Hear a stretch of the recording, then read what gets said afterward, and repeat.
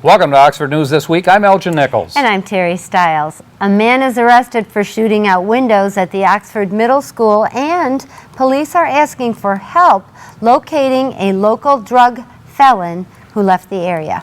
Learn about these stories and others. The Oxford News begins right now.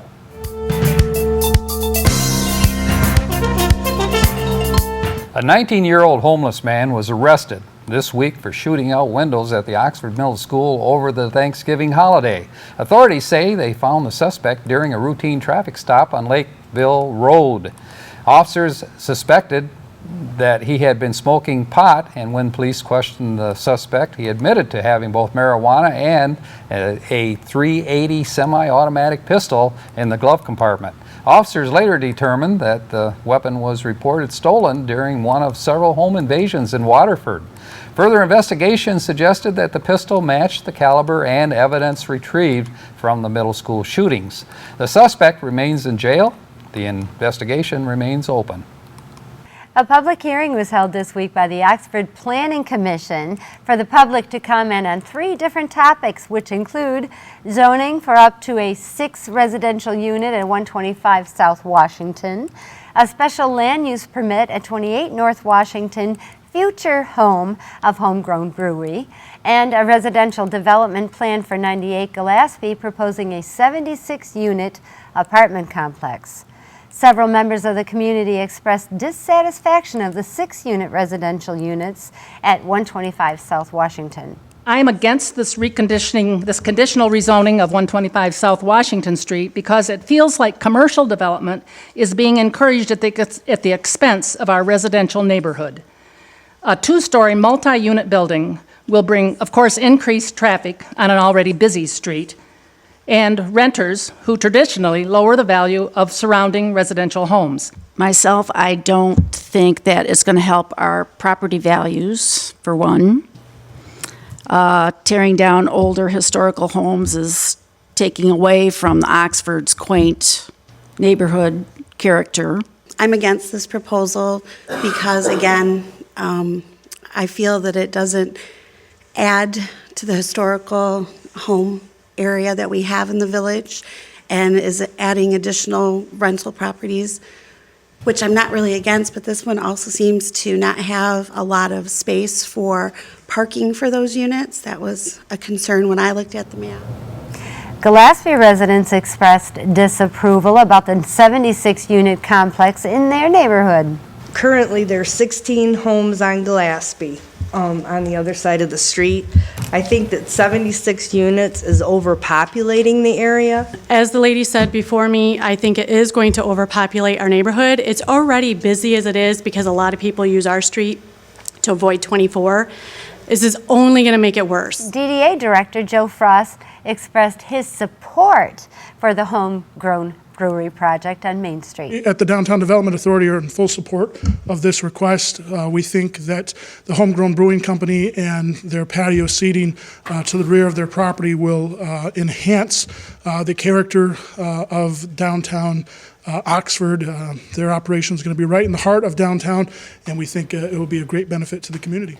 And a special joint meeting between the Oxford Township Board and the Village Council was held last week in order to work out continued funding plan for retired fire and police personnel. Currently, the fire department is paying for both. Township Supervisor Bill Dunn provided a summary of the dilemma. I think it was around 2004, the participation rate, or the percentage rate, was around 82%. And since then, it's fallen from 82, now it's down to 64% funded. It was brought up a couple years ago, not looked at until this year. There was a couple reasons, and I can't remember them all, but one thing that sparked it was some questions from the fire department on why they have to pay the retirement of the police. Township Treasurer Joe Ferrari gave his opinion on how to begin to retire the debt. This is my opinion, just mine. We gave the fire department $425 to build that addition. And to me, that should be act as some type of a credit for both of us. Understood that we've got budget amendments coming up. To me, to start getting funded, I'd like to see $100,000 coming out of fire EMS from this year's budget to put towards MERS to get us going in that direction. Because you can't keep kicking the can. We've kicked the can the last 5 years. I'd like to see at least us start making a dent on it.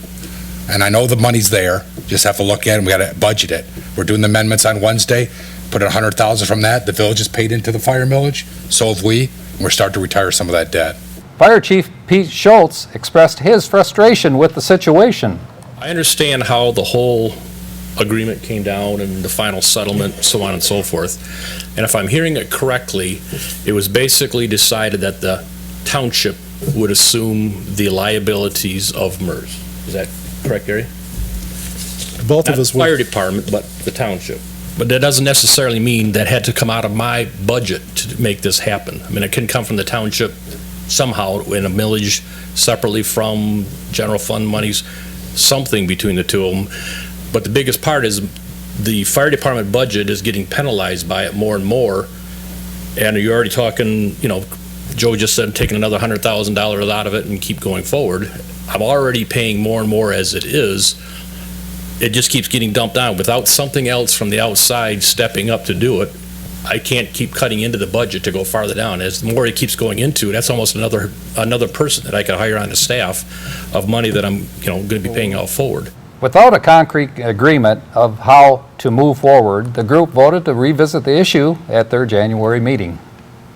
To get us in the holiday spirit, the students from Daniel Axford, Lakeville Elementary, Clear Lake, and Leonard Elementaries presented their Christmas concert at the Oxford High School Performing Arts Center this week.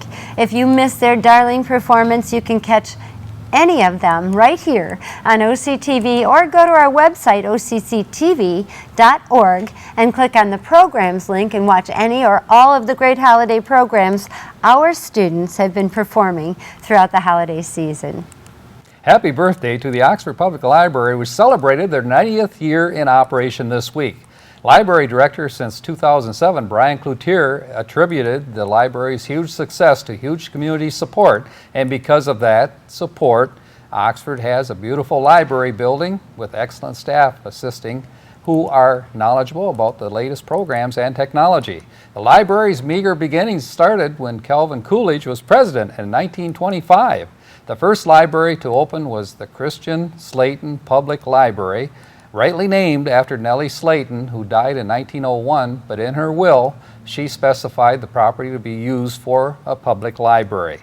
We hope Nellie Slayton knows that her land contribution has since provided generations of Oxford residents with the wonderful gifts of reading. The Oxford Public Library is now located on Pontiac Street and has thousands of books for the enjoyment of both kids and adults alike, and along with the computer games and much more. You can learn more about our local Oxford Public Library by calling 248-628-3034. Oxford police received an anonymous tip of a man renting a home on East Street growing pot in his backyard. When officers arrived, the suspect escorted the police to his backyard where 15 5-foot marijuana plants could be seen in plain sight. While he is not a registered caregiver, he told police he was growing it for his girlfriend, who did have a medical marijuana use permit. However, she could not be reached. He told police he's not registered because he's a convicted felon. Police officers took the plants but did not arrest the guy until they could get a felony arrest warrant. And once that was issued, the felon was nowhere to be found. So if you know anywhere Larry Allen Parigi might be hiding, please call your local police. Neighbors are helping neighbors avoid unnecessary thefts this holiday season. Village police were sent to the Pine View neighborhood after seeing 2 young males wearing hoodies wandering through neighboring backyards. Officers caught up with the young men and determined that they were truant Crossroads residents. They were returned to the facility for disciplinary action.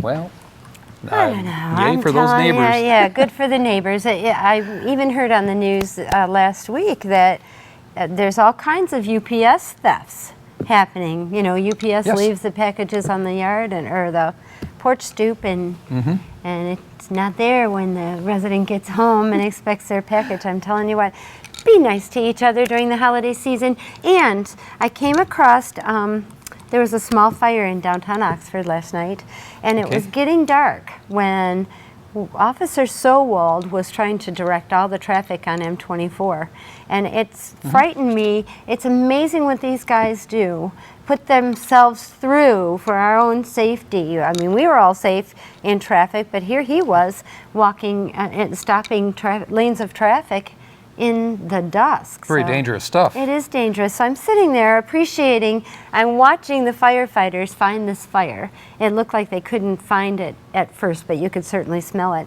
And they're up on a roof and axing holes. They were chopping holes through the roof.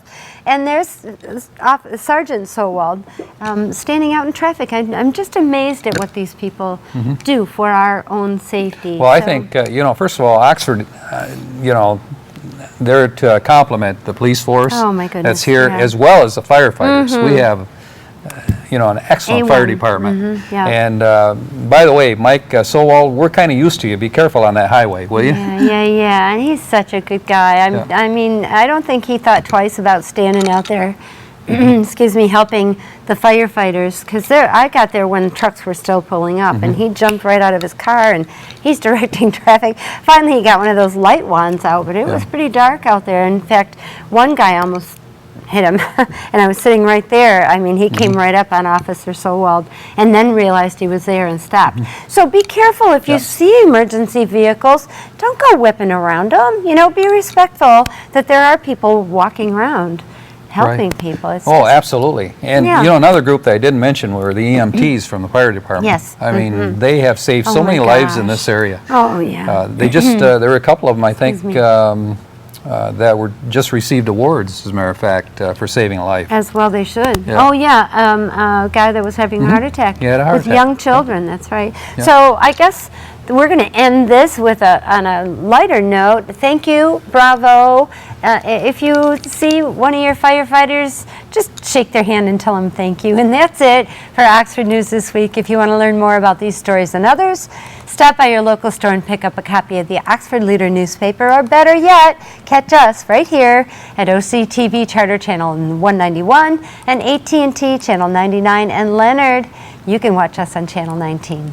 And coming up next on OCTV, Oxford Sports with Jamie Hughes, and catch Oxford School News with John Ochins. Also, join Dave Kenny with Auto Talk and Science in the News.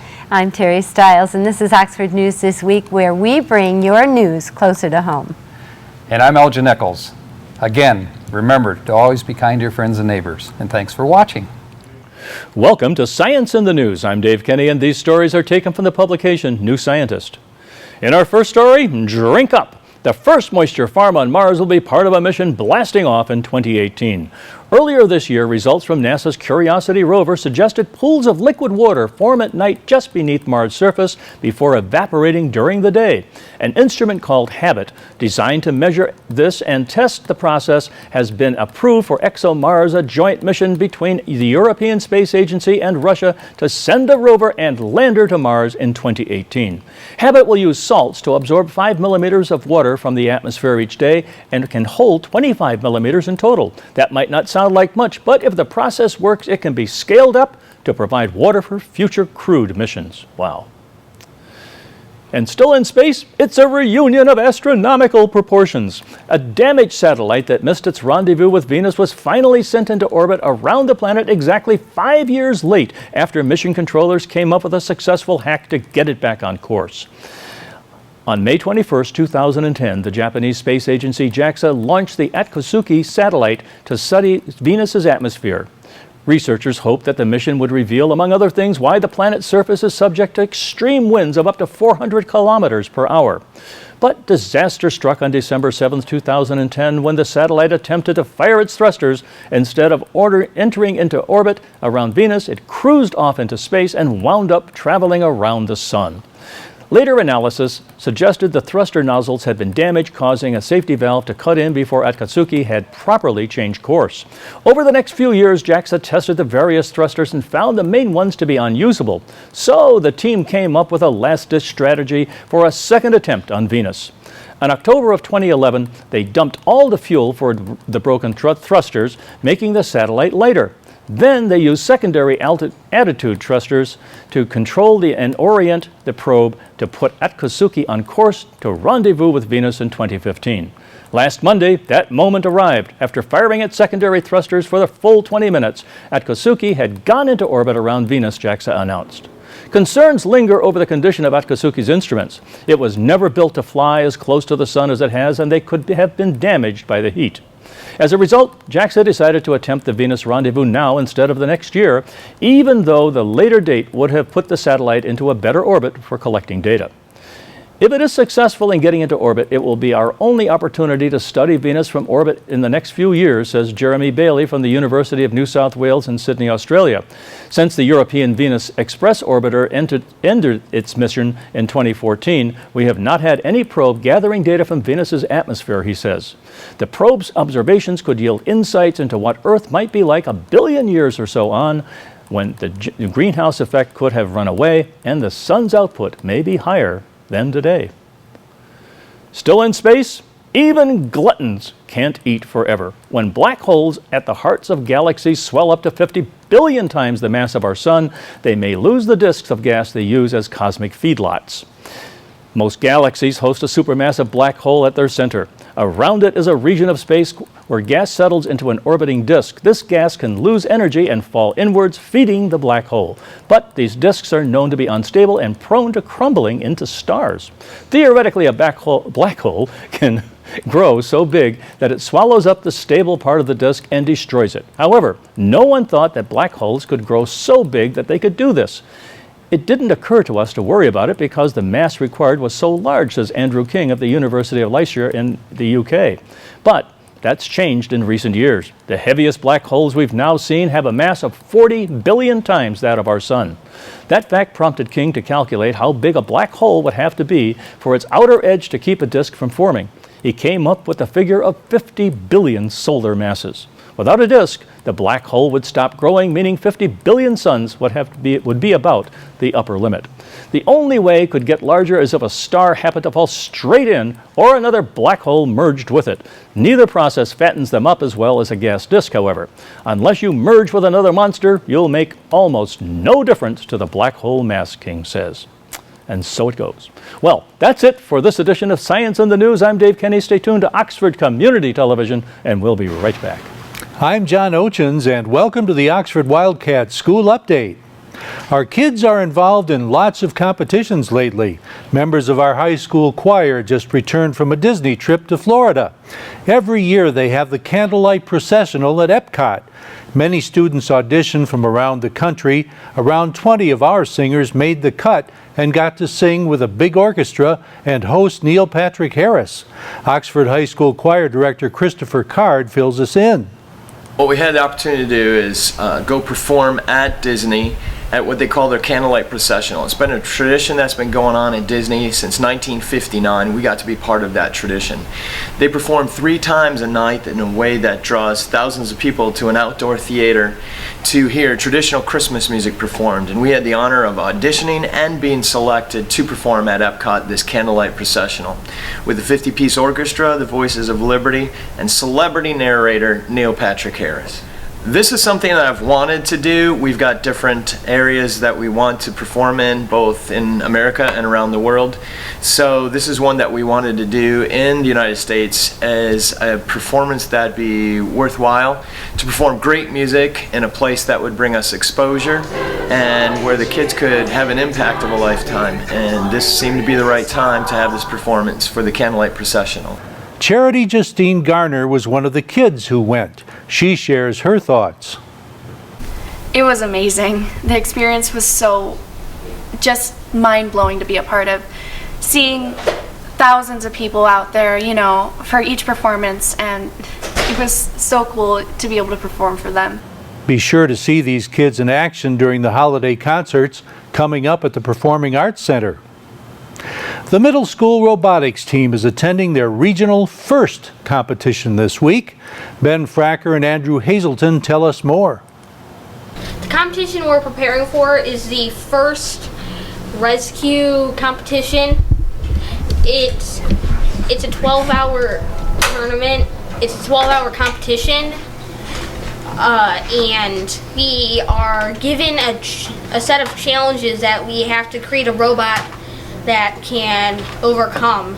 And completing these challenges will give us points. Do you know what the challenges are now? Yes. Okay. Yeah. So you know what you're up against? Yes. Okay, just give me a rough idea of what comes. How about you? Do you know? Yeah, I know. So we have a few challenges. This year, the big theme of it is called a mountain, and it's got all these little bars set on kind of a big ramp. And so one of the biggest things you can do to get points is you can climb up the whole mountain, and we're using a kind of arm thing to pull ourselves up and do a pull-up, which gives us 80 points, which is a lot of points for, only doing one thing. Ben Fracker and Andrew Hazelton. Good luck, guys. If that's not enough, the Business Professionals of America have their regionals this week. Among our kids attending that is our broadcasting team. We chatted with team members Laken Felix and Leo Baldiga about that. We have to create a news segment as well as a promo video and a PowerPoint. How many of you are participating in that? We are a team of 4. Yeah, there's 4 people on our team, and we have to present the newscast as and explain how we made it and what materials were used, what programs were used, what cameras we used, all the different interlocking parts of what goes into making a newscast. I asked them what the judges will look at. Professionalism, how tight and well edited the newscast is, how you sound on camera, how you sound in the meeting, and as well as first impressions, how you dress, how you speak. We'll let you know how they did. Many of our 8th graders from the Oxford Middle School went on a Washington, D.C. trip a couple of weeks ago. 4 of them took part in a wreath-laying ceremony at the Tomb of the Unknown Soldier. We sat down with them. Sharon Yu and Hannah Watson shared what surprised them most. I really thought that this trip would be fun with me and my friends, but then I noticed from the Arlington ceremony, it really impacted me because it made me realize and acknowledge the freedom that we have because of our veterans and our soldiers. So that really stuck out to me. This wasn't on the itinerary, but when we were getting ready to go to the Arlington ceremony, there was World War II veterans, and we both got to meet them, and that was something that we weren't expecting because it was just they were there on a field trip, the same thing that we were, and we got to meet them and shake their hands. Indeed. That's the Oxford School News Update for this week. Sports is next. This is Oxford Community Television, keeping it local. Back with you in Oxford News this week, Oxford Sports, and yes, a controversial story still looms over the Oxford athletic program. Last week we reported briefly, and it has just bloomed. Oxford High School head coach, varsity basketball coach Stephen Henning actually handed in his letter of resignation on December 2nd for the 2015-2016 season. According to Oxford Superintendent Tim Throne, Henning made an error in judgment in not following numerous district directives that impacted the safety of the students, which led him to being asked to step down as the coach. According to Henning, the reason for his resignation revolves around a former assistant coach he had hired back in 2013 and 14. In that season, Assistant Superintendent of Human Resources Nancy Latowski said it was toward the end of that season, the 2013-2014 season, that a discovery on the person hired back in March that there had not been a background check or a record check of that individual. Latowski said she could not divulge the reasons that due to the regulations from the Michigan State Police Criminal Records Division. According to Henning, there didn't seem to be a problem until his former assistant coach showed up at the season's team's first practice. He said he did not invite the former coach, but he showed up with a former player who wanted to check out the practice. He noted that his former assistant also showed up in an uninvited night the next night during a team lock-in event. Despite being given directive orders from the former athletic director of Oxford, Mike Watson, and the current principal of the school, this individual was not to be on the high school premises. Henning did not ask his former coach to leave. The Tuesday following the lock-in, which would have been November 22nd, Henning was called into the athletic director's office and met Cole Andrews. Henning described his meeting with Andrews as heated, an argument, and included verbal assaults on both ends. Henning had back-to-back winning seasons for the first time in the last 22 years. He led the team in a league title in the 2013-2014 campaign, the first league title that Oxford has seen in the last 33 years. Along with the title, he was only 1 win shy of winning the record for the most wins in a single season. The team finished 16-4. For the 2015-2016 season, David Brown has been brought in as interim head coach with some other minor adjustments in the assistant volunteer staffing. Brown brings years of experience in the role, having served in the district as freshman basketball, freshman baseball, and assistant varsity football coach. He has also had 15 years of teaching experience in Oxford. With the dismissal of the coach and the acceptance of his resignation, it could be seen at the packed school board last week, with students, players, and parents asking the board not to accept the resignation. Time will tell what happens with this story in the future. Oxford High School girls varsity basketball beat Lakeland High School 33-28. The Wildcats were led by senior Abby Bukwitz and 14 points and 3 assists by junior Madeline Morris, who contributed 8 points. She had 7 rebounds and 2 assists. In bowling, the Wildcat girls finished 5th out of 18 girls teams. The boys finished 6th out of 20 teams. Carter Anolick was named the all-tournament team for a 658-point 3-game series. Wow, that's some good bowling there. Oxford High School boys freshman basketball beat Romeo High School. The score there, 57-42. Leading scorers in that contest, Grant Kornberger at 16, Nolan Hiller had 12, and Thomas Pletta, he chipped in with 10 points. Good stuff in there. Check out the website the Oxford High School has, their Oxford Athletic website. If you have an athlete in the Oxford system and you want to find out where they're at, it's oxfordathletics.org. Again, that's one word, oxfordathletics.org. Gives you all the schedules, scores, and anything you might want to know about your athlete. While you're on the web, check our website out at occtv.org. You can hit the programs tab, hit the YouTube tab, whatever one you so choose. You can check any one of the programs, our sporting programs, or any one of the meetings on your computer, iPad, or phone, wherever you choose to watch. I invite you to watch on the weekends, Saturday and Sundays between 1 and 6. We do broadcast our sports, and we have a great season of Oxford hockey, Oxford basketball. It'll all be right there on the tube. Again, if you fail to miss it on TV, again, check our website out at occtv.org. Hope you have a great holiday season. Take care of yourselves. We'll see you, talk to you next week on Oxford Sports. Welcome to this edition of Auto Talk. I'm Dave Kenny, and these stories are taken from the publication Automotive News. In our first story, Chevrolet executives found out the hard way in 2012 that launching a redesigned Malibu that was merely in the same ballpark as its midsize sedan rivals wasn't good enough. Well, in 2012, Chevrolet has a story to tell on fuel economy. Cutting about 300 pounds from the old Malibu helps the new 1.5-liter four-cylinder base engine get an EPA rating of 27 miles per gallon city and 37 highway, better than most competitors. On the insurance front, Toyota Motor Corporation, Honda Motor Corporation, and Volkswagen AG had the most models rated among the safest U.S. vehicles in a year-end review by the Insurance Institute of Highway Safety. Toyota led the industry with 9 models on the Institute's list, followed by Honda with 8 and VW with 7. Fiat Chrysler Automobiles had the only U.S.-made car on the list, the Chrysler 200 midsize sedan. Well, on the recall front, Fiat Chrysler Automobiles is recalling about 121,000 Dodge Dart small cars, most of them in the U.S., for a glitch that could lead to braking problems. FCA said it was aware of 2 minor injuries and 7 accidents that could be related to the problem. The recall covers certain 2013 to 2014 vehicles equipped with a 2-liter and 2.4-liter engines, the company said. The recall calls for the inspection and replacement of vacuum tube assemblies and certain other components, they said. Some of the affected vehicles may be subject to oil migration that could affect their brake system's power assist feature, the statement said.